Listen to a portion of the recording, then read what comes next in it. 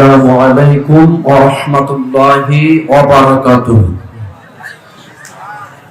আলহামদুলিল্লাহি ওয়াহদা ওয়াসসালাতু ওয়াসসালামু আলা মান লা নাবিয়্যা বা'দা। আউযু বিল্লাহি মিনাশ শাইতানির রাজীম। বিসমিল্লাহির রাহমানির রাহিম।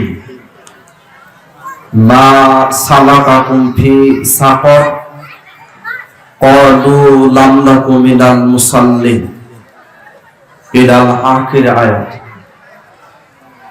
আন আনাস রাদিয়াল্লাহু তাআলা আনহু قال قال رسول الله صلى الله عليه وسلم أول ما يحاسب به العبد يوم القيامة الصلاة فإن صلحت صلح له سائر أعماله وإن فسدت فسد له سائر أعماله رواه السلسلة الصحيحة. عن عائشة رضي الله تعالى عنها قالت قال رسول الله صلى الله عليه وسلم ركعة الفجر خير من الدنيا وما فيها رواه مسلم.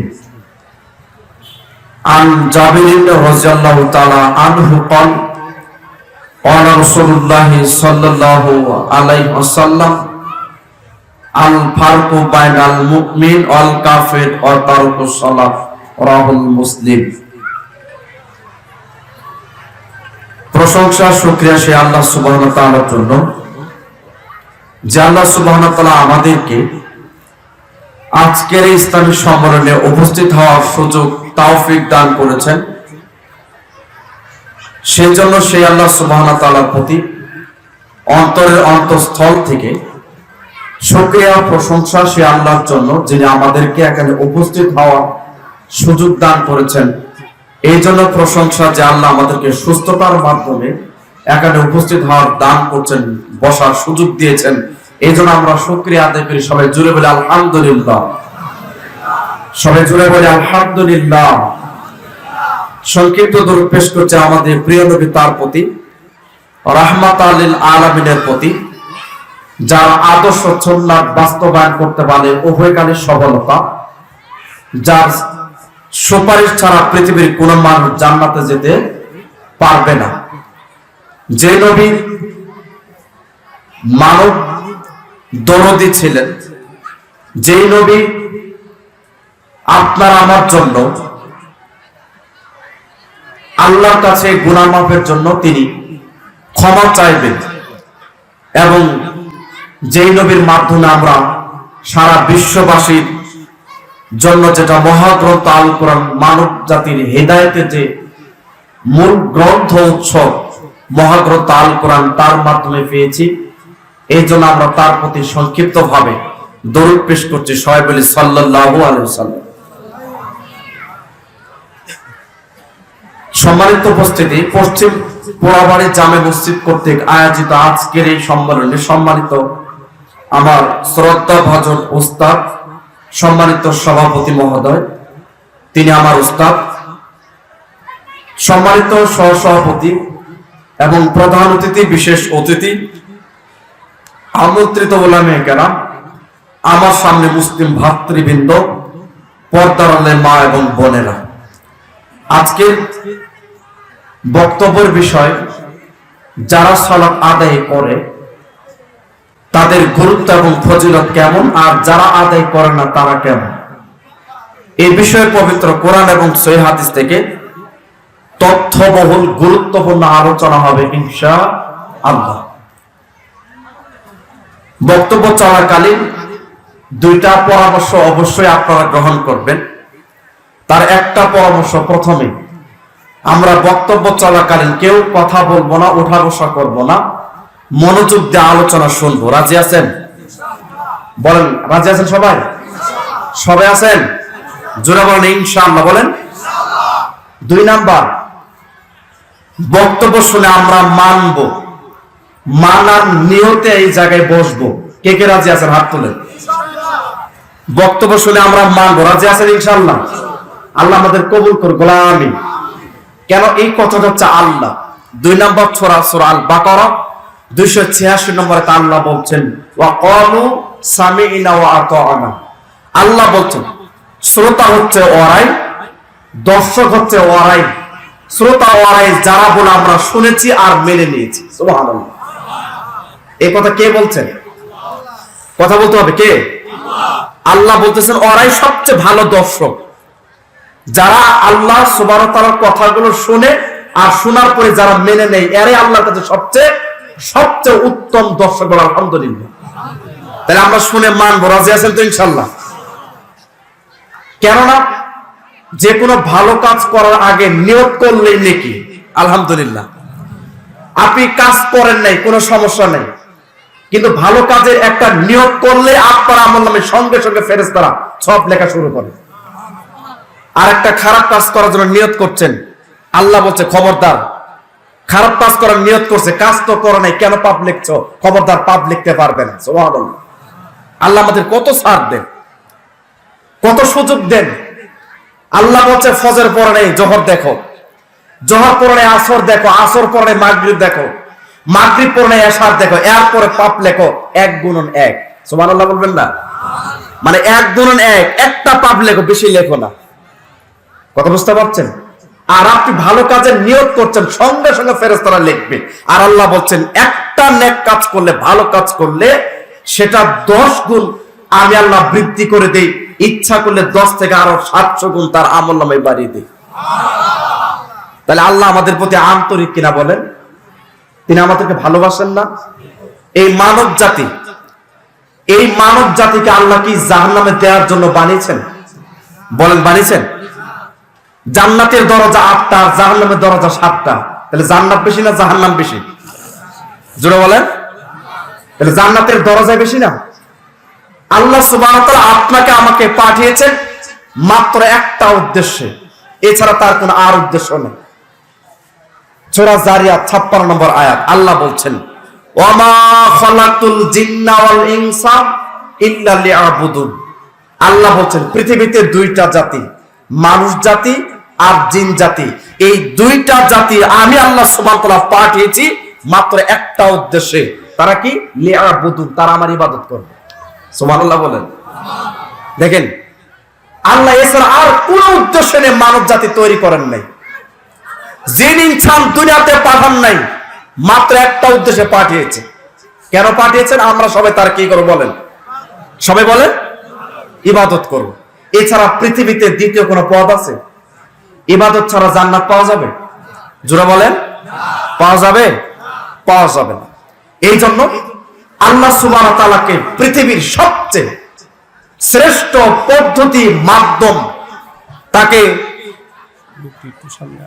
রাজি খুশি করার জন্য, তার সন্তুষ্টি অর্জন করার জন্য, তাকে সবচেয়ে বেশি খুশি করার জন্য পৃথিবীতে মাত্র এক করা ফরজ।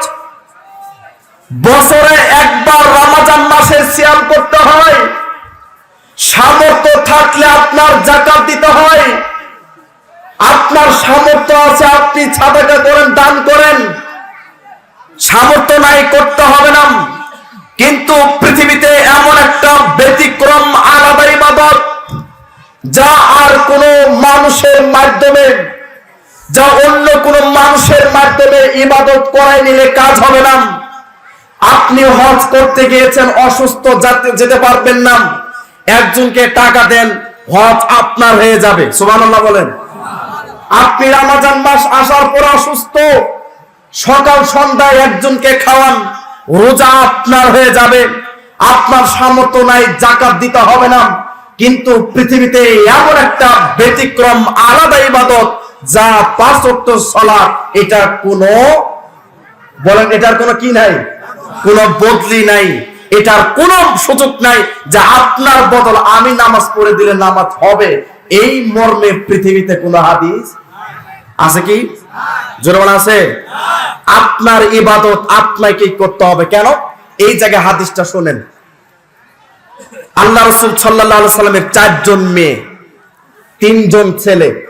4 জন মেয়ের ভিতরে সবচেয়ে ছোট মেয়ে ফাতেমা রাদিয়াল্লাহু আনহা আল্লাহ নবী সবচেয়ে বেশি ভালোবাসতেন, ঠিক কি না? আল্লাহ রাসূল বলছে, শোনো ফাতেমা, তুমি হচ্ছে আমার পুরো দেহের অর্ধেক। সুবহানাল্লাহ। তোমার কিচ্ছু হলে আমার দেহের অর্ধেক সমস্যা হয়ে যায়। ফাতেমা, তুমি হচ্ছে আমার দেহের অর্ধেক, তুমি যে আমার বেটি ফাতেমা, তুমি যে নবীর মেয়ে ফাতেমা, তুমি যে নবীর মেয়ে, নবীর বেটি, নবীর কন্যা ফাতেমা। এই কথা বললেই যে কবর তোমাকে ছেড়ে দিবে, এই কথা বললেই কবর যে তোমাকে রক্ষা করে দিবে, ছেড়ে দিবে, হিসাব চাইবে না যে নবীর মেয়ে ছেড়ে দেই, নবীর মেয়ে ছেড়ে দেই, তার কাছে হিসাব নিব না। শোনো ফাতেমা, এরকম চিন্তা যদি তোমার মাথায় আসে, এখন এই মুহূর্তে সঙ্গে সঙ্গে মাথা থেকে এই চিন্তা বের করে ফেলো। শোনো ফাতেমা, কবর এমন একটা জায়গা, কবর এমন একটা পরিস্থিতি যেখানে কে নবীর মেয়ে, কে নবীর ছেলে, কে নবীর নাতি, কে নবীর সন্তান, কে নবীর স্ত্রী, এটা কবর কাউকে চেনে না। কবর চেনে তার আমল। সুবহানাল্লাহ বলবেন না?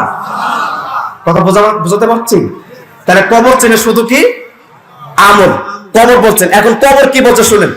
কবর বলছে, পৃথিবীর বাসী শোনো, আমি কবর অন্ধকার জায়গা, আমি কবর ভয়ঙ্কর জায়গা, সাপ বিচ্ছুর জায়গা, শাস্তির জায়গা।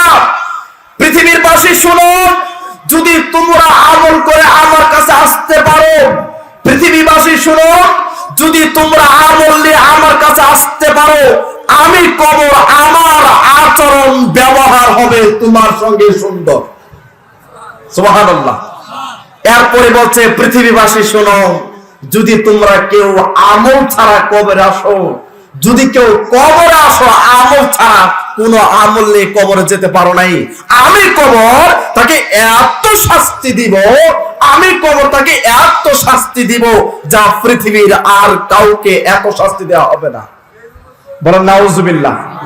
কবর ওই ব্যক্তিকে এত শাস্তি দিবে যা পৃথিবীর আর কাউকে এত শাস্তি দিবেন না।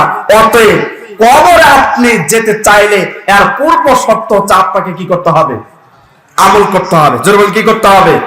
শুনুন, হাত থেকে ঢিল পড়ে গেলে ঢিল ধরা যায় না, হাত থেকে গ্লাস পড়ে গেলে গ্লাস ধরা যায় না, ঠিক তদ্রুপ আপনার দেহ থেকে শ্বাস বের হয়ে গেলে, নিঃশ্বাস বের হয়ে গেলে আপনি আর আমল করতে পারবেন না। ঠিক কিনা বলেন? আপনার দেহ থেকে শ্বাস একবার বের হয়ে গেলে আপনি আর তওবা করতে পারবেন না। আপনার দেহ থেকে শ্বাস বের হয়ে গেলে আপনি আর ভালো কাজ করতে পারবেন না, গুনাহকে ওভারটেক করতে পারবেন না, গুনাহকে আপনি ধরে রাখতে পারবেন না। আপনার গুনাহ হচ্ছে আর আপনার দেহ থেকে শ্বাস বের হয়ে যাচ্ছে, আপনার জীবনে পাপ ঠেকাতে পারবেন না। যদি একবার কারো দেহ থেকে শ্বাস চলে যায়, আর কোনো দিন তার সুযোগ নাই তওবা করার। কথা বলেন ঠিক কিনা? কোনো সুযোগ নাই। এই দেহে শ্বাস থাকতেই, এই দেহে নিঃশ্বাস থাকতেই, এই দেহে জান থাকতেই আপনাকে যে কোনো মূল্যে ইবাদত করতেই হবে, করতেই হবে, করতে হবে। কথা বলেন ঠিক কিনা? কোনো মাপ নাই। এই জন্য আল্লাহকে সন্তুষ্টি করার জন্য পৃথিবীতে একটা মাত্র শ্রেষ্ঠ মাধ্যম, সেটা হচ্ছে 5 ওয়াক্ত সালাত। বলেন সেটার নাম কি? 5 ওয়াক্ত সালাত। হাদিস শুনুন, এই হাদিসটা প্রত্যেকটা মানুষকে ব্রেনে রাখতে হবে। সঙ্গী সাথীরা শুনুন, আল্লাহ রাসূল সাল্লাল্লাহু আলাইহি ওয়াসাল্লাম বলেন, সিলসিলা সহিহার 1358 নম্বর হাদিস, বিখ্যাত সাহাবী আবু হুরায়রা থেকে বর্ণিত, আনাস রাদিয়াল্লাহু আনহু থেকে বর্ণিত। প্রত্যেকটা মানুষ এই হাদিসটা যে ব্রেনে রাখেন, আল্লাহ রাসূল বলেন, আউয়ালু মা ইউহাসাবু বিহিল আবদু ইয়াউমাল কিয়ামাতিস সালাম। বিচার মাঠে বান্দার সর্বপ্রথম 1 নাম্বার যে হিসাবটা আগে হবে, বিচার মাঠে প্রত্যেকটা মানুষের সর্বপ্রথম 1 নাম্বার আউয়ালু, সর্বপ্রথম যে হিসাবটা আগে শুরু হবে সেই হিসাবের নাম হচ্ছে সালাত। দ্বিতীয়বার আল্লাহ রাসূল সাল্লাল্লাহু আলাইহি ওয়াসাল্লাম বলেন, ফাইন সালুহাত সালুহা লাহু সাইরু আমালিহি। যে ব্যক্তির সালাত ঠিক, যে ব্যক্তির নামাজ ঠিক থাকবে, যে ব্যক্তির নামাজ ঠিক, তার পৃথিবীতে যত আমল আছে সবই সঠিক। তৃতীয়বার আল্লাহ রাসূল সাল্লাল্লাহু আলাইহি ওয়াসাল্লাম বলেন, ফাইন ফাসাদাত ফাসাদাল্লাহু সাইরু আমালিহি। যে ব্যক্তির সালাত ঠিক নাই, যে ব্যক্তির নামাজ ঠিক নাই, পৃথিবীর যত আমল করুক না কেন, আপনি জীবনে 100 বার হজ পড়েছেন, মসজিদ মাদ্রাসা করেছেন, যাকাত দিয়েছেন, উসর দিয়েছেন, আপনার সমস্ত আমল আছে, শুধু আপনার জীবনে সালাত নাই, আপনি নামাজ পড়েন নাই। আল্লাহ রাসূল বলছেন তার পৃথিবীর যত আমল আছে তার সমস্ত আমল বাতিল বাতিল বাতিল বলে গণ্য হবে। জোরে বলেন নাউজুবিল্লাহ। একটা হাদিস থেকে আপনাকে তিনটা বাক্য শিক্ষণীয়, আপনাদেরকে এই হাদিস থেকে তিনটা বাক্য আপনাকে শিক্ষা নিতে হবে। তিনটা বাক্য শিক্ষণীয়। এক নাম্বার বাক্য বিচারা মাঠে এক নাম্বার হিসাব কি? জোরে বলেন, সবাই বলেন এক নাম্বার হিসাব কি? আমার কথা কি বোঝা যাচ্ছে? দুই নাম্বার, যার সালাত ঠিক তার সব ঠিক। তিন নাম্বার বাক্য আল্লাহ রাসূল বলছেন যার সালাত ঠিক তাই নামাজ ঠিক নেই তার পৃথিবীর সবই ব্যাঠিক বাতিল। তাহলে এই হাদিসটা প্রত্যেকটা মানুষের ব্রেনে থাকা দরকার আছে না নাই? আছে না নাই? তাহলে একটা হাদিস চিন্তা করেন, যার সালাত নাই তার কিছুই নাই। এরপর শুনুন, আল্লাহ রাসূল সাল্লাল্লাহু আলাইহি ওয়াসাল্লাম বিখ্যাত সাহাবী জাবের রাদিয়াল্লাহু তাআলা আনহু বলেন, রাসূল সাল্লাল্লাহু আলাইহি ওয়াসাল্লাম বলছেন ফারকু বাইনাল মুমিন ওয়াল কাফির ওয়া তারকু সালাত। আল্লাহ রাসূল সাল্লাল্লাহু আলাইহি ওয়াসাল্লামের সাহাবী তিনি বলতে চাচ্ছেন যে আল্লাহ রাসূল আমাদেরকে বলছেন মুসলমান আর কাফেরের মাঝে, মুসলমান আর কাফেরের মাঝে পার্থক্য ব্যবধান হচ্ছে সালাত। সালাত পড়লে মুসলমান আর না পড়লে সে কাফের হয়ে যায়। জোরে বলেন নাউজুবিল্লাহ। সহিহ মুসলিমের হাদিস, যারা সালাত পড়ে মুসলমান, যারা সালাত পড়ে না এরা মুসলমান না। মুসলমান আরবি শব্দ। জোরে বলেন মুসলমান কি শব্দ? মুসলমান শব্দের অর্থ হচ্ছে আত্মসমর্পণ করা। মুসলমান শব্দের অর্থ হচ্ছে মেনে নেওয়া। মুসলমান মানে আত্মসমর্পণ করা। তাহলে আপনার আমার পুরো জীবন কার সামনে আত্মসমর্পণ করবো? জোরে বলেন, সবাই চিল্লায় বলেন কার সামনে? আর আমরা কাকে মেনে নিব? আল্লাহ বল আল্লাহ রাসূলকে মেনে নিব, ঠিক কিনা বলেন? তাহলে আল্লাহকে মেনে নেওয়ার নাম হচ্ছে মুসলমান, আল্লাহ রাসূলকে মেনে নেওয়ার নাম হচ্ছে মুসলমান। যারা আল্লাহ এবং আল্লাহ রাসূলকে মানবে না তারা কি না? জোরে বলেন মুসলমান নয়। অতএব মুসলমান মানে মেনে নেওয়া, আত্মসমর্পণ করা। আমরা একমাত্র শুধুমাত্র আত্মসমর্পণ করবো আল্লাহর কাছে, পৃথিবীর আর কারো কাছে আত্মসমর্পণ করা যাবে না। কথা বলে ঠিক কিনা? কেন? যা কিছু চাবেন কার কাছে? জোর কার কাছে? যা কিছু প্রার্থনা কার কাছে? আপনি ভরসা করবেন কার উপর? আল্লাহর উপর। হাদিসটা শুনেন, আল্লাহ রাসূল সাল্লাল্লাহু আলাইহি ওয়াসাল্লাম বলছেন, সঙ্গী সাথীরা শুনো, কারো যদি জুতার দুইটা ফিতা, একটা ফিতা ছিঁড়ে যায় অথবা হারিয়ে যায়, সঙ্গী সাথীরা শুনো, যদি কারো দুইটা জুতার ফিতা, একটা জুতার ফিতা হারিয়ে গেছে কিংবা ছিঁড়ে গেছে, এই একটা জুতার ফিতার চাওয়ার জন্য তবুও আল্লাহর কাছে চাইতে হবে। সুবহানাল্লাহ বলেন। তারপর হাদিস দেখেন আরো কত কঠিন। আল্লাহ রাসূল সাল্লাল্লাহু আলাইহি ওয়াসাল্লাম বলছেন, সঙ্গী সাথীরা শোনো, যদি কারো এক চিমটি লবণ অভাব পড়ে, সঙ্গী সাথীরা শোনো, যদি কারো এক চিমটি লবণ অভাব পড়ে, সঙ্গী সাথীরা শোনো, যদি কারো এক চিমটি লবণ অভাব পড়েছে, নুন লবণ অভাব পড়েছে, এই এক চিমটি লবণ চাইবা শুধুমাত্র একমাত্র আল্লাহর কাছে। পৃথিবীর আর কারো কাছে চাওয়া, জোরে বলেন চাওয়া যাবে না। কেন? একমাত্র দিতে পারেন কে? সবাই বলেন কে? আল্লাহ। তিনি দিতেও পারেন, নিতেও পারেন। এছাড়া আর কারো ক্ষমতা, জোরে বলেন এছাড়া আর কারো ক্ষমতা নাই। অতএব 5 ওয়াক্ত সালাত এটা মুসলমান আর কাফের মাঝে পার্থক্য। এখন হতে পারে আপনার বাপ মুসলমান, দাদা মুসলমান, 14 গোষ্ঠী মুসলমান হতে পারে, কিন্তু আপনি সালাত না পড়ার কারণে আপনি ইসলাম থেকে বহিষ্কার, আপনি ইসলাম থেকে খারিজ। এই হাদিসটা তার জ্বলন্ত প্রমাণ। কথা বুঝতে পারছেন? দেখেন, যারা সালাত পড়ে না তারা নিজেকে মুসলমান দাবি করতে পারবেন না। আজকে থেকে 1450 বছর আগে আমাদের নবী বলে গিয়েছেন, সুবহানাল্লাহ। এটা নাসাই গ্রন্থের 857 নম্বর হাদিস। মেহজান রাদিয়াল্লাহু একজন বিখ্যাত সাহাবী, তিনি বাড়ি থেকে সালাত পড়ে আল্লাহ রাসূল সাহাবীদেরকে নিয়ে বৈঠক করছেন, আল্লাহ রাসূল সাহাবীদেরকে নিয়ে বৈঠক করছেন, আর তিনি বাড়ি থেকে নামাজ পড়ে তাদের বৈঠকে বসলেন। ইতিমধ্যে আযান হলো, আল্লাহ রাসূল মসজিদে গেলেন, সালাত পড়ে এসে দেখে যে মেহজান ওই জায়গায় বসেই আছে। মেহজান কি ওই জায়গায় বসে আছে? কেন বসে আছে বলেন তো? সে নামাজ পড়ছে না পড়ে নেই? কোথা থেকে পড়ে আসছে? বাড়ি থেকে পড়ে আসছেন। এখন আল্লাহ রাসূল মেহজানকে দেখে দুইটা বাক্য 1450 বছর আগে আল্লাহ রাসূল তার মুখ দিয়ে যে দুইটা বাক্য বের হয়েছেন, সঙ্গী সাথীরা শুনুন, দুইটা বাক্য আপনাদেরকে বলছি। আল্লাহ রাসূল মেহজানকে বসা দেখেই বলছেন, মা মানাকা আন তুসাল্লি, মেহজা তোমাকে কে বাধা দিল, তোমাকে কে নিষেধ করছে, কে বারণ করছে আমাদের সঙ্গে মসজিদে গিয়ে সালাত পড়লে না কেন? মেহজা তোমাকে কে বাধা দিয়েছে, তোমাকে কে নিষেধ করছে, তোমাকে কে বারণ করলো আমাদের সঙ্গে মসজিদে গিয়ে যে সালাত পড়লে না, আমাদের সঙ্গে মসজিদে গিয়ে নামাজ পড়লে না, তোমাকে কে বাধা দিচ্ছেন? আল্লাহ রাসূল সাল্লাল্লাহু আলাইহি ওয়াসাল্লাম এই বাক্য বলার পরেই আল্লাহ রাসূল তারপরে বলছেন, আলাস্তু বিরুজুলি মুসলিম, মেহজা তুমি কি একজন মুসলমান নও? কি বুঝলেন? আল্লাহ তাকে বলতে চান তুমি কি একজন মুসলমান নও, অথচ মেহজান মুসলমান না। কি বলেন? কি মুসলমান না? তিনি নামাজ পড়ছে না পড়েনি? পড়ছে। তাহলে আল্লাহ রাসূলের ভাষা কি? তুমি কি একজন মুসলমান নও। এই হাদিস প্রমাণ করছে যারা নামাজ পড়ে তারা কি? জোরে বলেন। যারা নামাজ পড়ে এরা মুসলমান। জোরে বলেন এরা কি? আর যারা নামাজ পড়ে তারা কি না? আল্লাহ রাসূল প্রশ্নবোধক চিহ্ন বলে দিয়েছেন তুমি কি একজন মুসলমান নও, তার মানে যারা সালাত পড়ে তারা মুসলমান না। জোরে বলেন নাউজুবিল্লাহ। কথা বুঝতে পারছেন? এটা নাসায়ের 857। কি যে আপনাকে বোঝায় সালাত কত কঠিন, একটা দামি শ্রেষ্ঠ সম্পদ। পৃথিবীর সবচেয়ে বেশি অপমান, লাঞ্ছিত অপমান করবেন বেনামাজিদেরকে বিচারে মাঠে। হাদিস শুনেন বুখারী।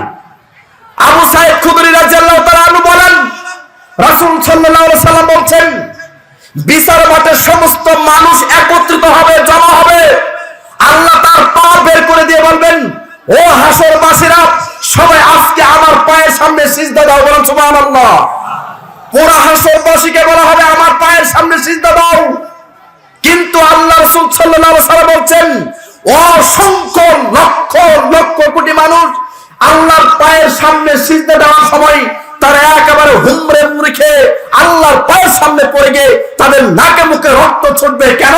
তাদের পিঠকে আল্লাহ মেরুদণ্ড পিঠটা হাতটাকে একেবারে রডের মতো সোজা করে দিয়েছেন, কাঠ দিয়ে তক্তা দিয়ে পেরেক মেরে দিয়েছেন, একদম সোজায় পড়ছে। জোরে বলেন নাউজুবিল্লাহ। কেন? সে দুনিয়াতে রুকু সিজদা করে নাই, সে দুনিয়াতে কি করে নাই? রুকু সিজদা করে নাই। এই জন্য তার অভ্যাস নাই, এই জন্য তার অভ্যাস নাই, যার ফলে আল্লাহ রাসূল সাল্লাল্লাহু আলাইহি ওয়াসাল্লাম এই সমস্ত মানুষদেরকে বলছেন কোটি কোটি মানুষ দেখবে এ হচ্ছে বেনামাজি, নাকে মুখে রক্ত ছুটবে। আর আল্লাহ রাসূল বলছেন এ হচ্ছে বেনামাজি। কেন? একদম সোজা হয়ে পড়বে।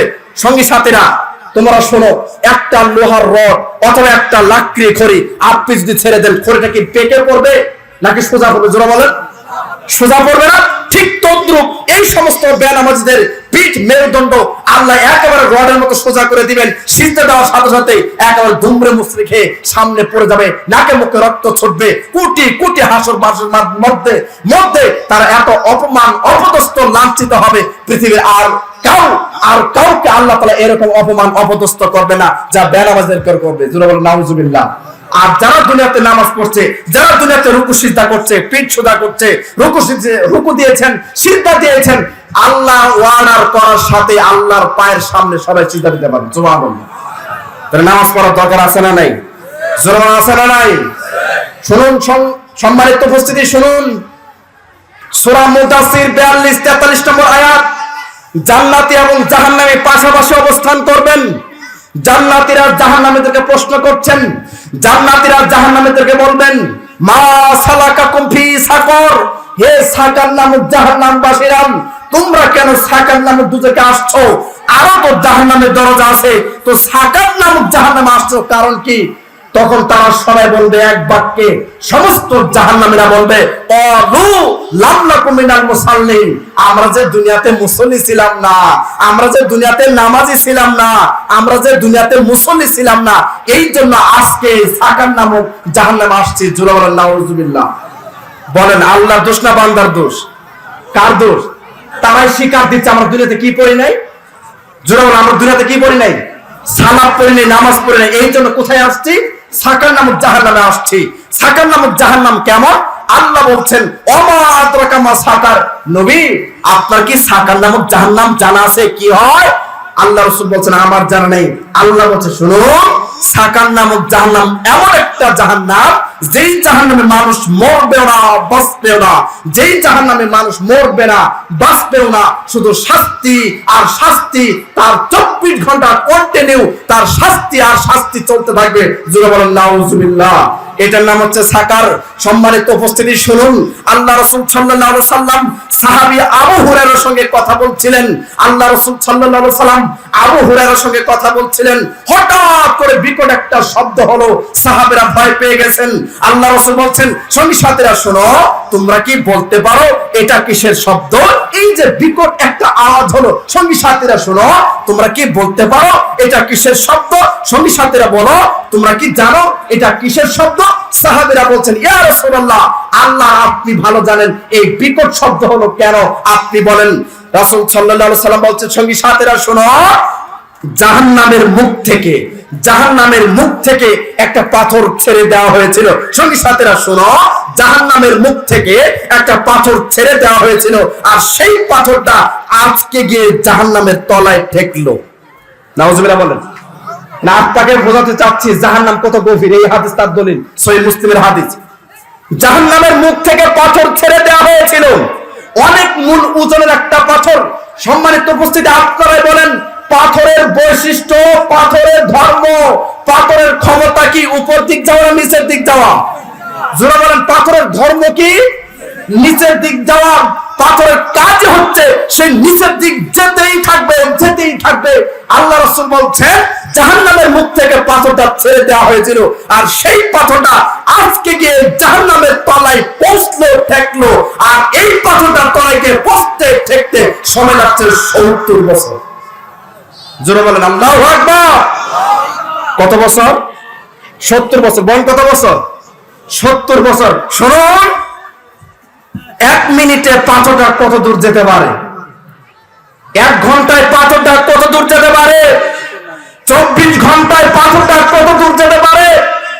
বছরে 365 দিনে পাথরটা কত দূর যেতে পারে? সেখানে জাহান্নামের তলায় গিয়ে পৌঁছতে এই পাথরের সময় লাগছে 70 বছর।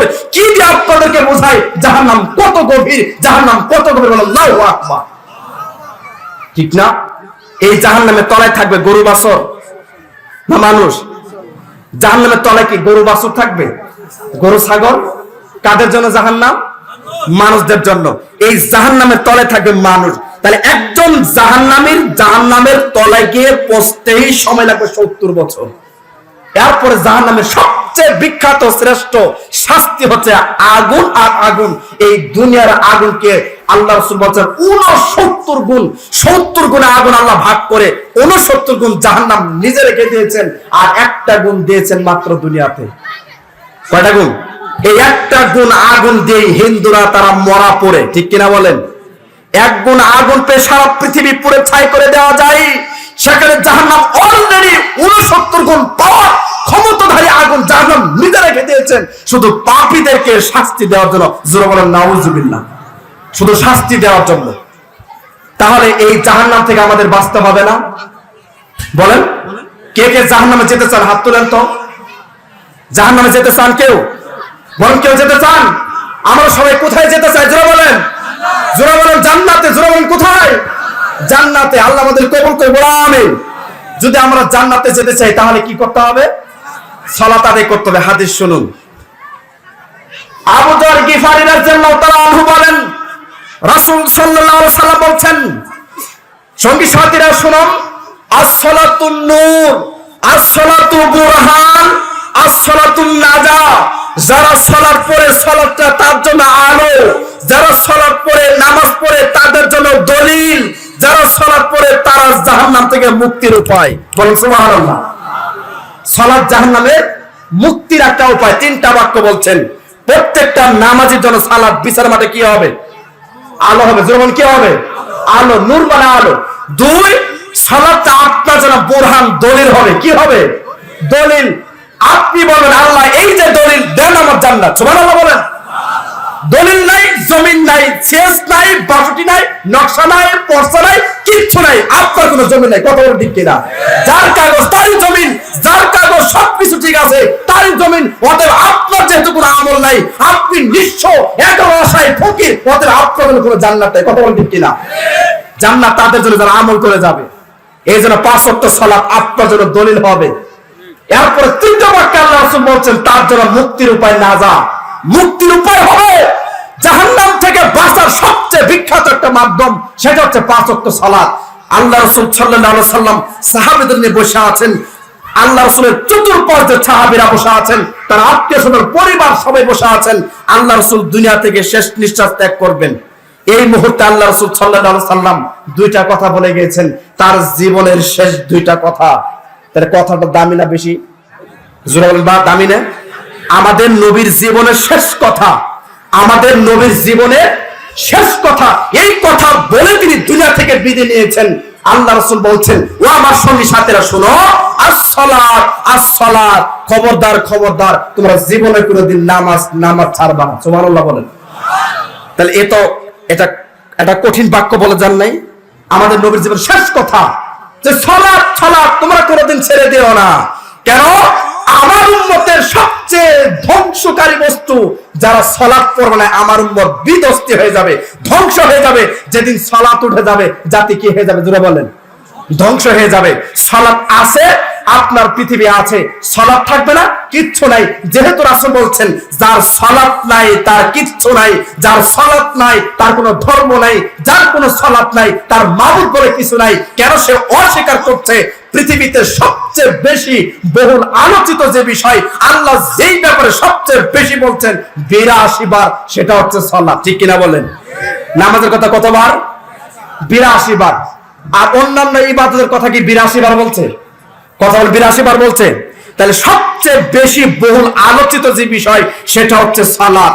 আর এই সালাত আল্লাহর হুকুম, একবার ফরজ, মানাটাই ফরজ। আল্লাহ যে একবার বলে থাকে, সেটা মানা সুন্নাত না ফরজ? জোরে বলেন। সেখানে আল্লাহ কতবার বলছে বলেন? কতবার? আল্লাহর কথা একবার মানায় কি বলেন? ফরজ না সুন্নাত? ফরজ। আল্লাহর হুকুম মানাটাই কি বলেন? ফরজ। মানাটাই ইবাদত, মানাটাই ফরজ। আর সেখানে নামাজের বেলা কতবার বলছে বলেন? বলেন কতবার? 82 বার বলছেন। তাহলে যারা সালাত পড়ে তারা আল্লাহকে 82 বার অস্বীকার করছেন। ঠিক কিনা বলেন? কথা বলেন, ঠিক না? যেমন শয়তান ছিলেন সমস্ত ফেরেশতাদের প্রধান, ঠিক কিনা? আজাজিল ছিলেন না?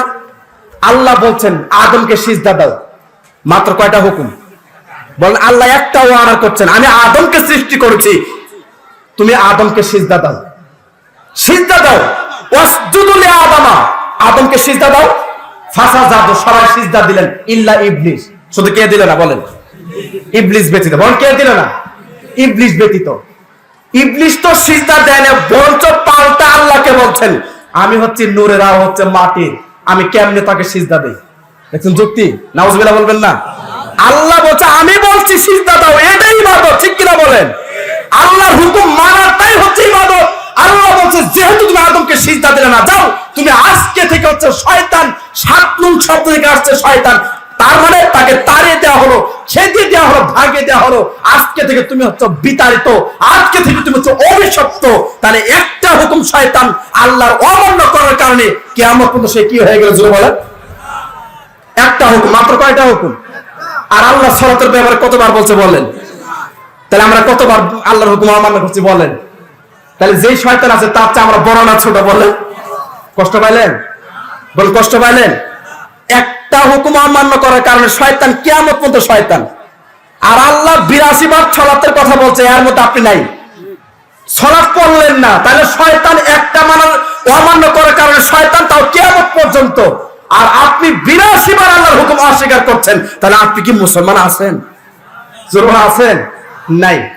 অতএব যদি আপনি 5 ওয়াক্ত সালাত পড়তে চান, তাহলে আজকে থেকে আপনাকে তওবা করে সংশোধন হয়ে মৃত্যুর আগ পর্যন্ত 5 ওয়াক্ত সালাত পড়তেই হবে, যে কোনো মূল্যে সালাত মাফ নাই। কথা বলেন ঠিক কিনা? রাজি আছেন? কে কে হাত তোলেন? হাত তোলেন। পিছনে কে তোলেন নাই? বলেন লিল্লাহি তাকবীর। বলেন আল কোরআনের আলো, সহিহ হাদিসের আলো, কোরআন হাদিস যেখানে, গান বাজনা যেখানে, স্টার জলসা জি বাংলা যেখানে আসুন আপনারা। আলহামদুলিল্লাহ আমরা 5 ওয়াক্ত সালাত ইনশাআল্লাহ নিয়ত করছি না? ইনশাআল্লাহ মৃত্যুর আগ পর্যন্ত পড়ব, যে কোনো মূল্যে। এখন আসেন, যে কোনো মূল্যে সালাত পড়তে হবে। শুনুন, পৃথিবীতে এমন একটা ইবাদত যা সালাত মানুষের সমস্যা বোঝে না, এটা সেই ইবাদত। রোজা অসুস্থ, আরেকজন করবে, হয়ে যাবে। হজ করতে পারছে না, অসুস্থ, আরেকজনকে টাকা দেন, হজ হয়ে যাবে। কিন্তু সালাত, আমার সালাত আপনি পড়লে হবে? ক্ষুধা লাগছে আমার, আপনি ভাত খাইলে হবে? কথা কি সহজে বোঝা যাচ্ছে কি? আমার ক্ষুধা লাগছে, আপনি খাইলেন, আমার ক্ষুধার নিবারণ হবে? বল হবে? আমার ক্ষুধা লাগছে, আমাকে খেতে হবে। তাহলে 5 ওয়াক্ত সালাত এটা আপনাকেই পড়তে হবে, যেহেতু কবরে আপনাকে একা থাকতে হবে। ঠিক কিনা বলেন? আপনার কবর কেউ থাকবে? যদি কেউ সাহায্য করত, যদি ওখানে ঘুষ খাটতো, সুদ খাটতো, যদি কোনো মাতব্বরি খাটতো, তাহলে পৃথিবীতে আজকে যিনি 1 নাম্বার ধনী, আমেরিকায় বাড়ি বিল গেটস, সারা বিশ্বের 1 নাম্বার ধনী, তাহলে তাই কবর থেকে বাঁচতো। কথা ঠিক কিনা? যদি টাকা দিয়ে কবরে পার পাওয়া যেত, পৃথিবীর 1 নাম্বার ধনী বিল গেটস, $75 বিলিয়ন মালিক, আজকে তিনি যদি মারা যায় তার সঙ্গে কিছুই যাবে না। এই জন্য সহিহ বুখারী এই হাদিসটা প্রত্যেকটা মানুষকে বেঁধে রাখতে হবে। আল্লাহ রাসূলের বিখ্যাত সাহাবী আনাস রাদিয়াল্লাহু তাআলা আনহু বলছেন, সঙ্গী সাথীরা শুনুন, আল্লাহ রাসূল সাল্লাল্লাহু আলাইহি ওয়াসাল্লাম বলছেন, সঙ্গী সাথীরা শুনুন, প্রত্যেকটা মানুষ যখন মারা যায়, এই লাশের সঙ্গে কবর পর্যন্ত 3টা জিনিস যায়। এই হাদিসটা মনোযোগ দিয়ে শুনুন। সম্মানিত উপস্থিতি, যখন মানুষ মারা যায়, এই লাশের সঙ্গে কবর পর্যন্ত 3টা জিনিস যায়। 1, তার আত্মীয় স্বজন, 2, তার ধন সম্পদ, 3, তার আমল। 3টা জিনিস একজন মৃত ব্যক্তির সঙ্গে কবর পর্যন্ত গেল। বোঝা গেল কথা? 3টা জিনিস কয়টা যায়? 3টা গেল। আল্লাহ রাসূল বলছেন 2টা ব্যাক করে চলে আসবে, একটা শুধু তার সঙ্গে থেকে যাবে। বল, তার নাম কি? সবাইকে চিল্লায় বলতে হবে, তার নাম কি? 2টা জিনিস ফিরে আসবে। কে? আত্মীয় স্বজন। কোনদিন শুনেছেন কবরে আত্মীয় স্বজন গেছে? কোনদিন নজির আছে? ইসলামের ইতিহাসে ঘটনা আছে? 2, তার সম্পদ, দা, বটি, কোদাল, বটনা, বালতি, পানি, আরো যা রেখে গেল, এগুলো সম্পদ, সম্পত্তি থেকে যাবে, সরিষা পরিমাণ তার সাথে যাবে না। 3, আল্লাহ রাসূল বলছেন তার সঙ্গে রইল, থেকে গেল শুধু তার কর্ম, তার আমল। তিনি পৃথিবীতে যেইটুক আমল করেছেন, যা কর্ম করেছেন, এই কর্মের উপরে নির্ভর হবে তার কবরে আযাব হবে কি হবে না। কথা বুঝতে পারছি? তাহলে একজন মানুষ মারা গেলে মাত্র কয়টা জিনিস যায়? 3টা জিনিস যায়। কয়টা ফিরে আসে? 2টা ফিরে আসে। সহিহ বুখারীর হাদিস। একটা শুধু তার সঙ্গে থেকে যায়, সেটার নাম কি? জোরে বলেন, আমল। তাহলে আমলের দরকার আছে না নাই? জোরে আছে না নাই? এরপর আরেক হাদিস শুনুন, আল্লাহ রাসূল বলছেন, ও আমার সঙ্গী সাথীরা শোনো, তোমরা যে বলো অমুক আমার, তমুক আমার, এটা আমার, সেটা আমার, আসলে আমার আমার বলে কিছু আছে? সাহাবারা বলছে, ইয়া রাসূলুল্লাহ, আমার আমার বলে আসলে কিছু নাই। আল্লাহ রাসূল বলছে, আছে, মাত্র 3টা। আমার আমার বলে কয়টা জিনিস? জোরে বলেন, কয়টা? 3টা। 1, আমি যা খাইলাম আমার দেহের জন্য, এটা আমার। 2, আমি যে কাপড় চোপড় ব্যবহার করলাম আমার ইজ্জত সম্মান আবরু লজ্জাস্থান ঢাকার জন্য, এটা হচ্ছে আমার। 3, আমি দুনিয়া থেকে যে কর্ম নিয়ে গেলাম, এটা হচ্ছে আমার। সুবহানাল্লাহ বলবেন না? তাহলে কয়টা জিনিস আমার? 3টা জিনিস। তাহলে আপনি যা খাইলেন আপনার দেহের জন্য, এটা আপনার। 2, আপনি যে কর্ম আমল করেন, এটা আপনার। আর দুনিয়া গেলেন, যে কাপড় চোপড় পড়লেন, এটা আপনার। আর যে কর্ম নিয়ে গেলেন, এটা কি? জোরে বলেন। তাহলে এই হাদিসের যেটা প্রমাণ, তাহলে কর্মটাই হচ্ছে আপনার জন্য মেন। কথা বলি ঠিক কিনা? এখন আসেন, এই আমল নিয়ে যাওয়ার পরে কবরে মনোযোগ দিয়ে শুনেন, এটা মিস করবেন না কোনোদিন। অবশ্যই মৃত্যুর আগ পর্যন্ত ব্রেনে রাখতে হবে। যখন লাশকে কবরে রাখা হলো, মনোযোগ দিয়ে শুনেন, যখন লাশকে কবরে রাখা হলো, মুনকার নাকির, কালো বর্ণের, নীল চোখ বিশিষ্ট কালো বর্ণের চেহারা নিয়ে মুনকার আর নাকির, একজন নাম মুনকার, আরেকজনের নাম নাকির, 2জন ফেরেশতা আসবে, আপনাকে উঠিয়ে বসে, মানে বস থেকে আপনাকে উঠাইয়ে তারা প্রশ্ন করবে মাত্র 3টা। যদি উত্তর দিতে পারেন আরো 2টা। প্রথম কয়টা প্রশ্ন করবে? 3টা প্রশ্ন করবে। মুনকার নাকির বলছেন, বলো, মান রব্বুকা, তোমার রবকে, ওয়ামান নাবিউকা, তোমার নবীকে, ওয়ামান দীনুকা, তোমার ধর্মের নাম কি, দিন কি, বলো। কয়টা প্রশ্ন? 3টা। দেখেন হাদিসের বাক্যগুলো আপনাকে শোনাচ্ছি, আর কত সেন্টিমিটার একটা হাদিস, গুরুত্বপূর্ণ একটা হাদিস। আল্লাহ রাসূল বলছেন যে মুনকার নাকির 3টা বলবে, বড় মান রব্বুকা, তোমার রবকে। ওই লাশটা, মৃত ব্যক্তিটা যদি তার আমল যদি ঠিক থাকে, ধরার সাথে বলবে মান রব্বুকা, সঙ্গে সঙ্গে বলবে রব্বি আল্লাহ। সুবহানাল্লাহ। কি বলবেন? রব্বি আল্লাহ। কবরের ভাষা কি আরবি না ইংরেজি না বাংলাতে বলবেন? কবরের ভাষা সব কি আরবি। আপনি জানলেও পারবেন, না জানলেও যা পারবেন, কোনদিন পড়েন নাই, শিখেন নাই, তারপর জানবেন আমল যদি ঠিক থাকে। ঠিক কিনা বলেন? যার আমল যত বেশি তার প্রশ্নের উত্তর দেওয়ার গতি হবে তত বেশি। সুবহানাল্লাহ বলেন। আপনার আমল যত বেশি, পুলছিরা পার হবেন তত গতিতে, তত স্পিডে পার হবেন। যত আমল বেশি তত আপনার জন্য পুলছিরাতে রাস্তা পার হওয়ার গতি তত বাড়বে। সুবহানাল্লাহ। যখনই বলবে মান রব্বুকা, আমল ভালো থাকার কারণ বলবে রব্বি আল্লাহ। ওমান নাবিউকা, তোমার নবীকে যদি সে দুনিয়াতে নবীর তরিকা অনুযায়ী চলে, নবীর সুন্নাত আনুগত্য যদি সে অনুসরণ করে চলে, সঙ্গে সঙ্গে বলবে আশহাদু আল্লা ইলাহা ইল্লাল্লাহ ওয়া আন্না মুহাম্মাদুর রাসূলুল্লাহ, সাক্ষ্য দিচ্ছে আল্লাহ ছাড়া সত্যিকারের কোনো মাবুদ নেই, আর মুহাম্মদ সাল্লাল্লাহু আলাইহি ওয়াসাল্লাম আল্লাহর একজন প্রেরিত রাসূল এবং বান্দা। সুবহানাল্লাহ। 3 নাম্বার বলবে, 3 নাম্বার ওয়ামান দিনুকা, তোমার ধর্মের নাম কি? সঙ্গে সঙ্গে বলবে আমল ঠিক থাকার কারণে বলবে দিনী আল ইসলাম, আমার ধর্মের নাম ইসলাম। সুবহানাল্লাহ বলেন। এখন উপর থেকে আল্লাহ এই দৃশ্যগুলো দেখছে কিনা জোরে বলেন, বলেন দেখছে কিনা? আল্লাহ বলছেন আমার এই বান্দা তো প্রশ্নের সঠিক উত্তর দিয়েছে। ও আমার ফেরেশতারা, আমার এই বান্দা প্রশ্নের সঠিক উত্তর দিয়েছে। আমি আল্লাহ বলছি তোমরা জান্নাতের দরজা কবর পর্যন্ত সরাসরি লিংক করে দাও, কিয়ামত পর্যন্ত জান্নাতের ভিতর থেকে আলো, বাতাস, বিছানা, নিয়ামত এবং তার গায়ে জান্নাতের পোশাক পরিয়ে দাও। জোরে বলতে হবে সুবহানাল্লাহ, আরো জোরে। আল্লাহ আপনার কবরে জান্নাতের পোশাক পরিয়ে দিবেন, বিছানা দিয়ে দিবেন, রিল্যাক্সে ঘুম পারবেন। মুনকার নাকির বলবে পাত্র আর পাত্রী বাসর ঘরে গল্প করে কখন জেনে ঘুমিয়ে যায় বুঝতে পারো না, ঠিক নতুন পাত্র পাত্রী বরকনের মতো তুমি এখন ঘুমিয়ে যাও, কিয়ামতের আগে তোমাকে উঠানো হবে। সুবহানাল্লাহ, বলেন আল্লাহু আকবার। এখন এর বিপরীত, একই হাদিস, এর বিপরীত কি? যদি লাশটা, মৃত ব্যক্তিটা বেঈমান, ফাসিক, কাফের, মুনাফিক, সুদখোর, ঘুষখোর, বেঈমান, একেবারে নামাজ পড়ে নাই, বেঈমান হয়ে গিয়ে মারা গেছে, ঈমান নিয়ে কবর যেতে পারে নাই, আমল নিয়ে যেতে পারে নাই, এর ব্যাপারে বলছেন মুনকার নাকির একই প্রশ্ন। বরং সারা পৃথিবীর সবার জন্য কয়টা প্রশ্ন? 3টা প্রশ্ন, সবার জন্য একই। রাজা, বাদশা, ধনী, গরিব, ছোট বড়, নারী পুরুষ, মেম্বার, চেয়ারম্যান, এমপি, মন্ত্রী, সবার জন্য একই প্রশ্ন। কথা বলেন ঠিক কিনা? কবর কাউকে চিনে? যে দুনিয়াতে এমপি ছিল চিনে বলেন? এই দুনিয়াতে মাতাব্বর ছিল, কবর চিনে? জি না, কবর চিনে তার আমল। মুনকার নাকির বলছেন বলো মান রব্বুকা, তোমার রবকে। যেহেতু তার আমল নাই, উত্তর দিবেন লা আদ্রি, আমি কিছুই জানি না। নাউজুবিল্লাহ, জোরে বলেন। ওয়ামান নাবিউকা, তোমার নবীকে লা আদ্রি, কিছুই জানি না। ওয়ামান দিনুকা, তোমার ধর্মের নাম কি? বলবেন লা আদ্রি, কিছুই জানি না। আল্লাহ উপর থেকে আওয়াজ করে বলছেন আমার এই বান্দা প্রশ্নের ভুল উত্তর দিয়েছে।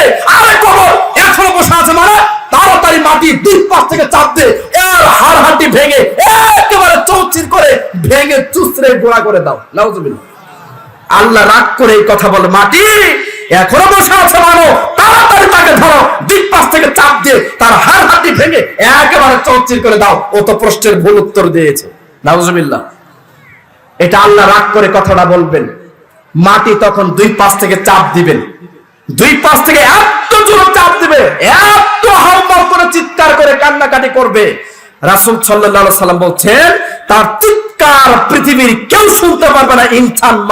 মানুষ, ইনসান আর জিন কেউ যে শুনতে পারবে না, শুধু পশু পাখি যারা আছে এরাই শুধু তার চিৎকার শুনতে পারবে। নাউজুবিল্লাহ। এই জন্য হঠাৎ করে ঘোড়া পারে গরু লাফে ওঠে, ছাগল চিল্লায় ওঠে, ভেড়া ভেঙে ওঠে, এই জন্য উঠে বুঝতে পারছে আশেপাশে কবর শাস্তি হতে পারে। নাউজুবিল্লাহ।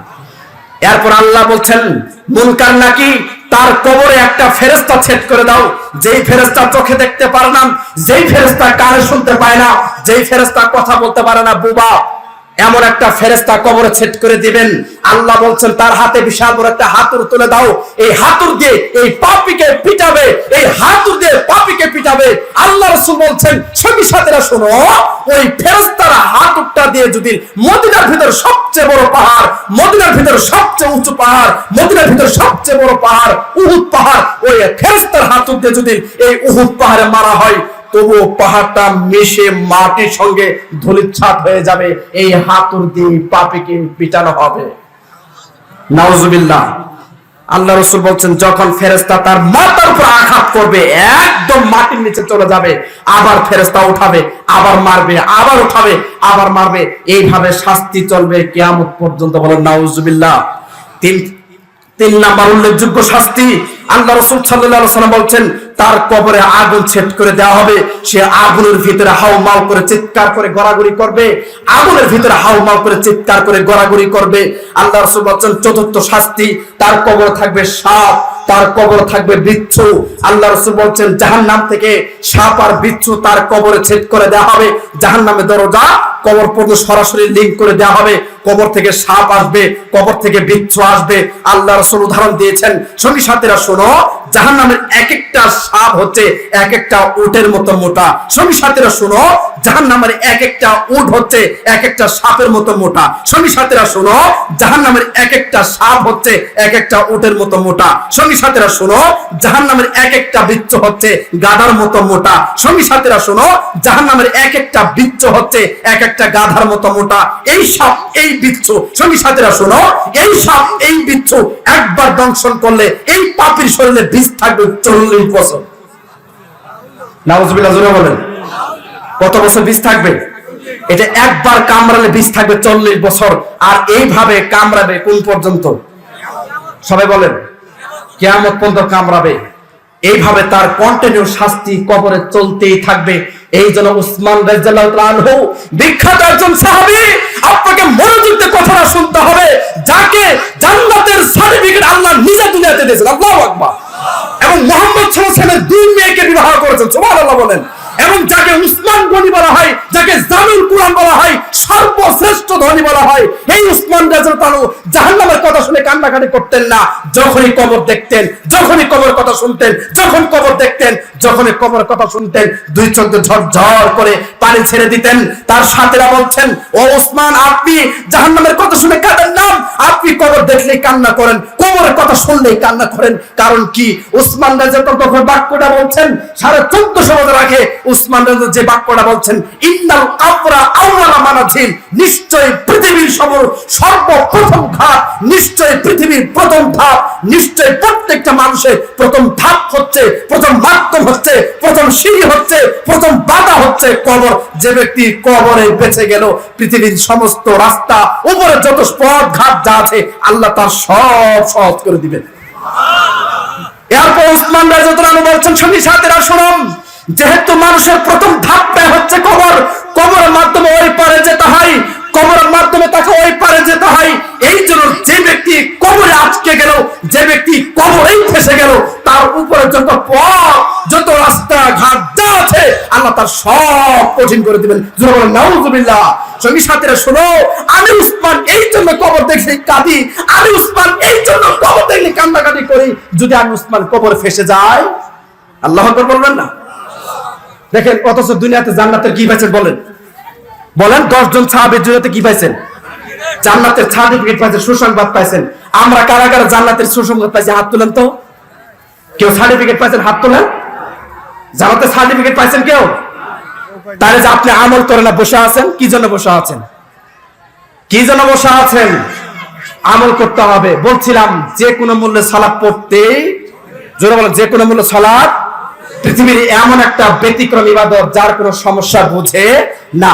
হাদিস শুনুন, দাঁড়িয়ে সালাত পড়তে হয়, দাঁড়িয়ে সালাত পড়তে পারছেন না, শুয়ে পড়বেন, বসে পড়বেন, বসে পারছেন না, শুয়ে পড়বেন, শুয়ে সালাত পড়তে পারছেন না, ইশারায় পড়বেন, তবুও সালাত আপনার জন্য মাপ নাই। কথা বলেন ঠিক কিনা? এরপর আল্লাহ রাসূল বলেছেন, ওযু করে সালাত পড়তে হয়। ওযুর কোনো পানির ব্যবস্থা নাই, তাহলে পবিত্র মাটি দিয়ে তায়াম্মুম করে এরপরই হলো তোমাকে সালাত পড়তে হবে। বলেন সুবহানাল্লাহ। কথা বলেন ঠিক কিনা? আল্লাহ রাসূল তায়াম্মুমের কথা বলেন নাই? বলেন, পানি না পারে কি দিয়ে তায়াম্মুম? মাটিতে তায়াম্মুম করবেন। এরপরে সহিহ বুখারী 1117 খুলে দেখেন, আল্লাহ রাসূল বলছে পানিও নাই মাটিও নাই, নামাজ পড়তে হবে না?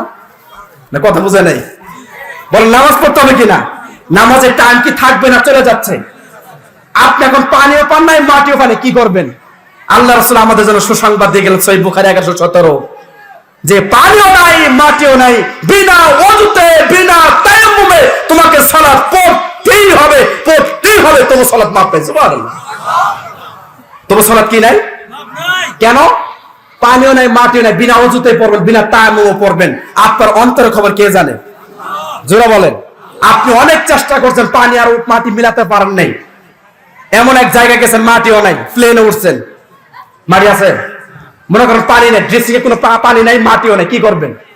তাহলে বিনা ওযুতে কি করতে হবে? জোরে বলেন।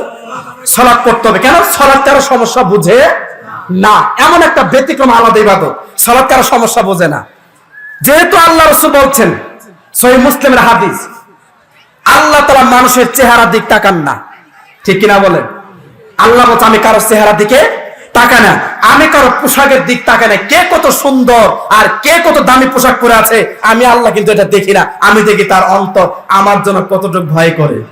সুবহানাল্লাহ বলবেন না? আমার জন্য কতটুকু ভয় করে এটাই আমি দেখি। কথা বুঝতে পারছেন? তাহলে সালাত পড়ার দরকার আছে না নাই? এরপরে শুনে আরো কত কঠিন। আল্লাহ রাসূল সাল্লাল্লাহু আলাইহি সাল্লাম বলছেন, সাহাবাদেরকে বলছেন, সঙ্গী সাথীরা শোনো, যুদ্ধের মাঠে তোমরা দৌড়াচ্ছ, যুদ্ধের মাঠে তোমরা দৌড়াচ্ছ, পিছনে শত্রু তোমাদেরকে ধরলে মেরে ফেলবে। আর এই দৌড়ানো অবস্থায় যদি তোমার নামাজের টাইম হয়ে যায়, এই দৌড়ানো অবস্থায় যদি তোমার নামাজের সময় হয়ে যায়, এই দৌড়ানো অবস্থায় তোমাকে সালাত পড়তেই হবে। সুবহানাল্লাহ। তবু সালাত কি নাই? জোরে বলেন। সালাত কি নাই? মাফ নাই। তাহলে এই জন্য অবশ্যই অবশ্যই আমরা বিষয়গুলো খেয়াল রাখবো। আল্লাহ আমাদেরকে তৌফিক দান করুন। জোরে বলেন আমিন। যেহেতু প্রধান বক্তা আছে, যেন আলোচনা লম্বা করা যাবে না, এই জন্য আমি আমার আলোচনা শেষ করে দিব।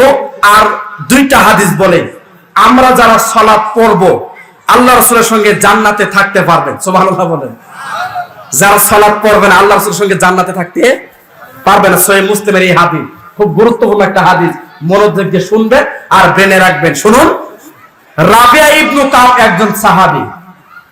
কি নাম বললাম? রাবিয়া। বলেন কি নাম? রাবিয়া ইবনে কাব একজন সাহাবী, আল্লাহ রাসূলের সঙ্গে রাত্রি যাপন করলেন। আল্লাহ রাসূলের সঙ্গে একসঙ্গে ঘুমানো, যার তারিখ কপালে জুড়ে, সুবহানাল্লাহ বলবেন না? রাবিয়া ইবনে কাব আল্লাহ রাসূলের সঙ্গে রাত্রি যাপন করলেন। হঠাৎ করে আল্লাহ রাসূলের ঘুম ভেঙে গেল।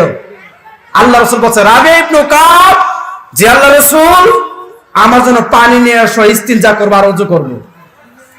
আমার জন্য পানি নিয়ে আসো। বলেন রাতে উঠলে কি ইস্তিনজা দরকার আছে না নাই?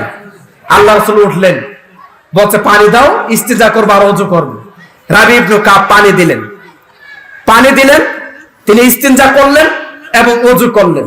এখন আল্লাহ রাসূল ওযু শেষ করে তাকে বললেন, ও রাবিয়া ইবনে কাব, লি সাল আসআলুকা, আমার কাছে একটা কিছু চেয়ে নাও। সুবহানাল্লাহ বলেন। আল্লাহ রাসূল তাকে পারমিশন দিয়ে দিলেন, এখন তুমি আমার কাছে যে কোনো কিছু চেয়ে নিতে পারো, একটা কিছু চাও তো, কি চাও আমার কাছে বলো, আমি তোমাকে দিব। সুবহানাল্লাহ বলবেন না? এখন রাবিয়া ইবনে কাব যে কথা বলছেন, এই কথা আল্লাহ রাসূলের জানা ছিল না যে আমি এই কথা বললে রাবিয়া ইবনে কাব এই কথা বলবেন। চিন্তা করছেন? রাবিয়া ইবনে কাবের ভাষা দেখেন, কি বলছেন? আল্লাহ রাসূলের মুখের উপর বলছেন, ইয়া রাসূলুল্লাহ, মুরাফাতিকা ফিল জান্নাহ, আমি আপনার সঙ্গে জান্নাতে একসঙ্গে থাকতে চাই। সুবহানাল্লাহ বলেন। দেখেন, এখানে আল্লাহ রাসূল একটু থমকে গিয়ে বলছে কি, আমি এই কথা বলে তিনি এই কথা বলবেন এটা তার জানা ছিল না, হয়তো অন্য কিছু চাবে। আল্লাহ রাসূল এই যে কথাটা বলছেন, কিন্তু এমন দামি কথা বলছেন, এর উপর আর কোনো কথা আছে? কথা কি বুঝতে পারছি? প্রত্যেকটা মানুষের, আমাদের জীবনে সবচেয়ে বড় চাওয়া পাওয়া সফলতা কি? জান্নাত। জোরে বলেন। আমাদের জীবনে সবচেয়ে বড় চাওয়া পাওয়া সফলতা, একমাত্র মাধ্যম, একমাত্র পদ্ধতি, একমাত্র চাওয়া পাওয়া সম্বল, মেন হাতিয়ার, যেটার নাম হচ্ছে জান্নাত। কথা বলেন, সেটার নাম কি? তাহলে জান্নাত দরকার আছে না নাই? তাহলে আল্লাহ রাসূলের কাছে এইভাবে বলছেন। আল্লাহ রাসূল একটু থেমে গিয়ে বলছেন, ও রাবিয়া, আওয়া গায়রে জালে, এছাড়া অন্য কিছু চাওয়া যায় না? কি বললেন? রাবিয়া এটা ছাড়া অন্য কিছু চাও। এখন রাবি ইবনে কাব বলছেন কুলতু হুয়া যালিক, ইয়া রাসূলুল্লাহ আপনি বলেন কি, আমি ওটাই চাই। সুবহানাল্লাহ, আমি ওটাই চাই। এখন আল্লাহ বলছেন আচ্ছা আচ্ছা রাবি ইবনে কাব শোনো শোনো, তাহলে যেহেতু তুমি আমার সঙ্গে জান্নাতে থাকতে চাচ্ছ, তাহলে তোমাকে যে এই কাজ করতে হবে। কি করতে হবে? ফাআইনি আলা বিকাসরাতিস সুজুদ। ও রাবিয়া, তার যে আমাকে সাহায্য করতে হবে আল্লাহর জন্য বেশি বেশি সিজদা দিয়ে, যদি আল্লাহকে খুশি করতে পারো রাবিয়া, বেশি বেশি সিজদা দিয়ে যদি আল্লাহকে রাজি করতে পারো, খুশি করতে পারো, তাহলে আমার সঙ্গে জান্নাতে একসঙ্গে থাকতে পারবে। সহিহ মুসলিমের হাদিস। তাহলে নামাজ পড়লে আল্লাহ রাসূলের সঙ্গে থাকা যাবে? জোরে বলেন যাবে। যাবে না? যাবে। তাহলে অবশ্যই আমরা থাকতে চাই না? কি জোরে বলেন চান না? তাহলে 5 ওয়াক্ত সালাত পড়ার দরকার আছে না নাই? 5 ওয়াক্ত সালাতের ভিতরে 17 রাকাত ফরজ আর 12 রাকাত সুন্নাত। মনে থাকবে ইনশাআল্লাহ। 17 রাকাত কি আর 12 রাকাত কি সুন্নাত। উম্মে হাবিবা রাদিয়াল্লাহু আনহা বলছেন, যে ব্যক্তি 12 রাকাত সুন্নাত নিয়মিত আদায় করবে তার জন্য জান্নাতে একটা স্পেশাল ঘর দান করা হবে। 12 রাকাত সুন্নাত হিসাব করেন তো, ফজরের 2 রাকাত, যোহরের ফরজের আগে 4, ফরজের পরে 2, কত হলো? 6 আর ফজরের 2 কত হলো? 8। আসর নাই, মাগরিবের ফরজের পরে কত? 2 রাকাত সুন্নাত, কত হলো? 10। আবার এশারের ফরজের পরে কত? 2, কত হলো বলেন? এই 12 রাকাত সুন্নাত যদি কেউ সকাল সন্ধ্যায় নিয়মিত পাঠ করে আদায় করে, আল্লাহ রাসূল বলেন তার জন্য জান্নাতে স্পেশাল ঘর দান করা হবে। শুধু তার জন্য এই ঘরটা বরাদ্দ। সুবহানাল্লাহ বলেন। অতএব বিষয়গুলো খেয়াল রাখবেন। আর 5 ওয়াক্ত সালাতের দরজা শুরু হয়, দিন শুরু হয় ফজরের নামাজ দিয়ে। কথা বলেন কি নামাজ দিয়ে? ঠিক না বলেন? মনে করো আপনার আমার দিন শুরু হলো কি সালাত দিয়ে? ফজর দিয়ে সালাত দিয়ে শুরু হয়। তাই আল্লাহ রাসূল বলছেন, যে ব্যক্তি সহিহ মুসলিমের হাদিস ফজর দিয়ে তার দিন শুরু করে, যে ব্যক্তি ফজর দিয়ে তার দিন শুরু করলো, দিন আরম্ভ করলো, সারা দিনের জিম্মাদারি, সারা দিনের হেফাজতের দায়িত্ব স্বয়ং আল্লাহ নিজে বহন করবেন। সুবহানাল্লাহ। আল্লাহ আপনার হেফাজতের দায়িত্ব নিচ্ছেন, আর এই জিম্মায় আপনার মরণ হয় আপনি আল্লাহর হেফাজতে মারা গেলেন। কত বলেন ঠিক কিনা? এরপর আল্লাহ রাসূলের স্ত্রী আয়েশা রাদিয়াল্লাহু আনহা বলছেন, আল্লাহ রাসূল সাল্লাল্লাহু আলাইহি ওয়াসাল্লাম বলছেন ফজরে 4 রাকাত সালাত। কয় রাকাত? এই আমার দিক তাকান, কি দেখছেন? 4 রাকাত সালাত। প্রথমে 2 রাকাত কি সুন্নাত, পরে 2 রাকাত কি ফরজের সওয়াব। আল্লাহ রাসূল বলেন নাই, সুন্নতের 2 রাকাত বলছেন, ফরজের সওয়াব বলেন নাই। সুন্নাত যদি এত পাওয়ার হয়, তাহলে পরে যে 2 রাকাত ফরজ আছে, তাহলে তার পাওয়ার কত? বলেন বেশি না কম? হাদিস শুনুন। আল্লাহ রাসূল সাল্লাল্লাহু আলাইহি ওয়াসাল্লামের স্ত্রী বলছেন যে আল্লাহ রাসূল সাল্লাল্লাহু আমাকে বলছেন, রাকাতাল ফাজরি খায়রুম মিনাদ দুনিয়া ওয়া মা ফিহা। 2টা বাক্য।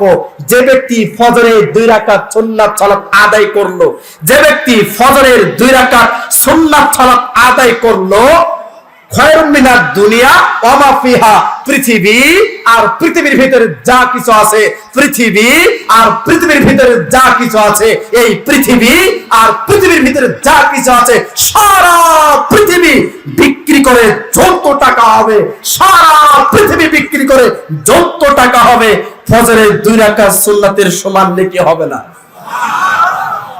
তাহলে সুন্নাতে যদি এত পাওয়ার হয়, পরে যারা 2 রাকাত ফরজ আছে, তাহলে তার পাওয়ার বেশি না কম? জোরে বলেন বেশি না?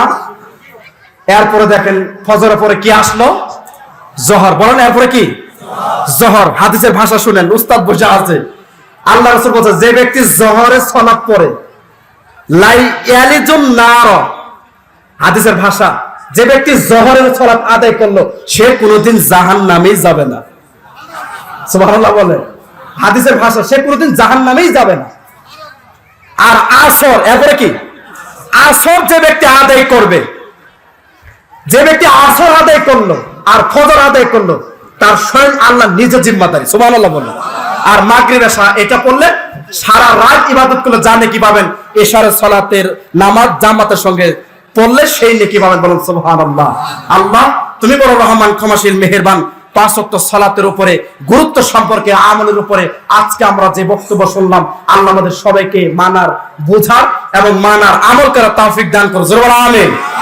আগেই বলছি, বক্তব্য শুনে আমরা কি করব? আমল করব। বলেন কি করব? মনে নাই?